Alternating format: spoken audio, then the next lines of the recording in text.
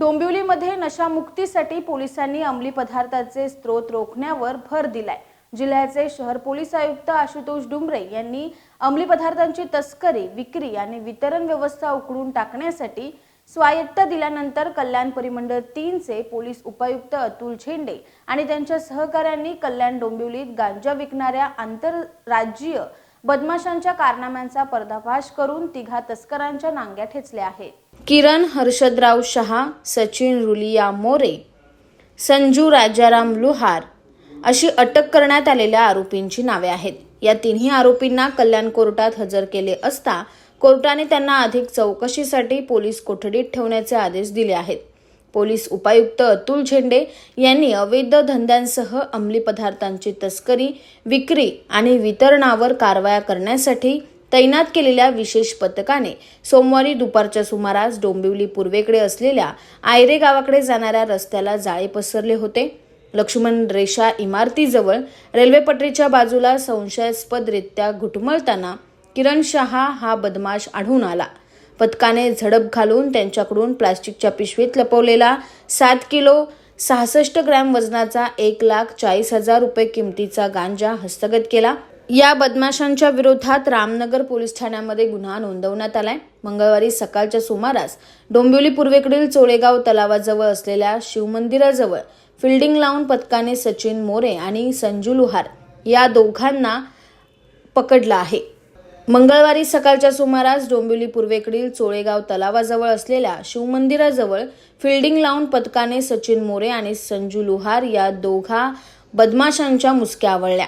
त्यांच्याकडील बॅगेतून 22 kilo 889 gram वजनाचा 4,57,780 रुपये किमतीचा गांजा हस्तगत करण्यात आला।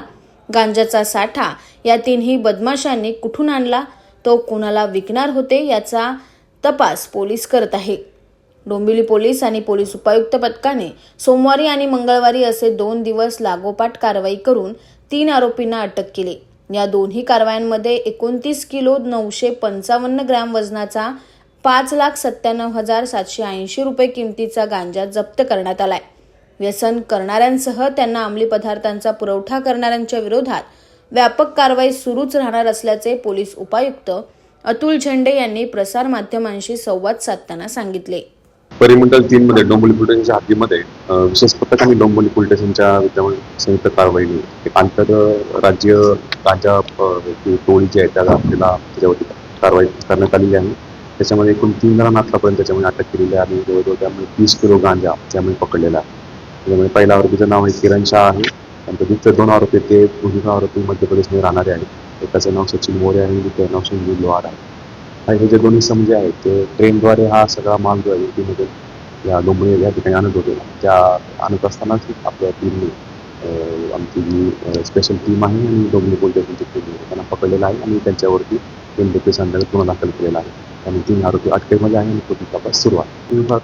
एमपीमधून हा सगळ्याचा गांजा जो आहे तो आपल्या याच्यामध्ये येत होता आणि त्या माध्यमातून हा सगळं तस्करीचा व्यवसाय त्या ठिकाणी सुरू असल्याबाबतची आपल्याकडे माहिती आहे आणि या प्रमाणे आतापर्यंत पूर्ण झोन 3 मध्ये जानेवारीपासून 1 जानेवारीपासून आतापर्यंत 14 गुन्हे दाखल केले आहेत। त्यामुळे 23 आरोपींना अटक करण्यात आलेली आहे आणि त्यामध्ये जवळजवळ 10 लाखापर्यंतचा मुद्देमाल जो आहे त्यामुळे आतापर्यंत NDPS जप्त करण्यात आला। त्यामुळे हा माल कुठून येतो, त्याचे सप्लायर कोण आहेत आणि कोणत्या ठिकाणी यूज करतो याचा पूर्ण तपास आमच्या टीमकडून सुरू आहे। ब्युरो रिपोर्ट, न्याय दरबार, डोंबिवली।